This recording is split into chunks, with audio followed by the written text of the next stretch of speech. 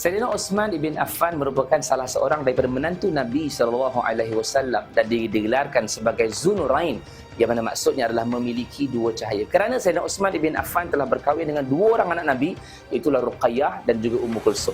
Sayyidina Uthman ibn Affan merupakan khalifah Islam yang ketiga, dan bila kita sebut nama Sayyidina Uthman ibn Affan, kita akan tahu sejarah hidupnya. Beliau adalah seorang yang sangat banyak mengeluarkan harta infak pada jalan Allah Subhanahu wa taala. Antara yang paling popular, kita tahu dia membebaskan bi'ru rumah, perigi rumah yang dibeli daripada orang Yahudi, dan juga tanah Masjid Nabawi itu juga adalah sebahagian daripada harta yang dikeluarkan oleh Sayyidina Uthman ibn Affan. Kalau kita tengok kepribadian Sayyidina Uthman ibn Affan, beliau adalah seorang yang sangat malu. Malu ini bukanlah malu yang tak bertempat. Malunya itu adalah malu yang menjaga maruah. Malu untuk tidak melakukan maksiat, dosa. Dan inilah malu yang sangat dituntut di dalam Islam. Dan kalau kita tengok lagi, beliau adalah seorang yang sangat lemah lembut. Lemah lembut daripada apa saja amalan yang dilakukan.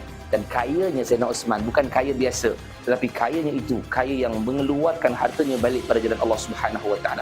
Apa yang kita boleh contoh daripada Sayyidina Uthman ibn Affan ini, antaranya ialah sifat malu daripada Sayyidina Uthman itu yang patut ada dalam diri kita, yang mana Sayyidina Uthman malu untuk melakukan dosa dan maksiat. Sama juga dengan kita hari ini. Kita dah umur-umur begini, apa lagi dosa maksiat yang kita nak lakukan? Malulah pada Allah, malulah pada masyarakat yang mengetahui kita melakukan dosa dan maksiat, dan lemah lembutlah di atas apa sahaja yang kita lakukan. Bila mana kita buat sesuatu amalan itu dengan lemah lembut, insya-Allah hasilnya juga akan berjaya. Maka itulah dia Sayyidina Uthman ibn Affan.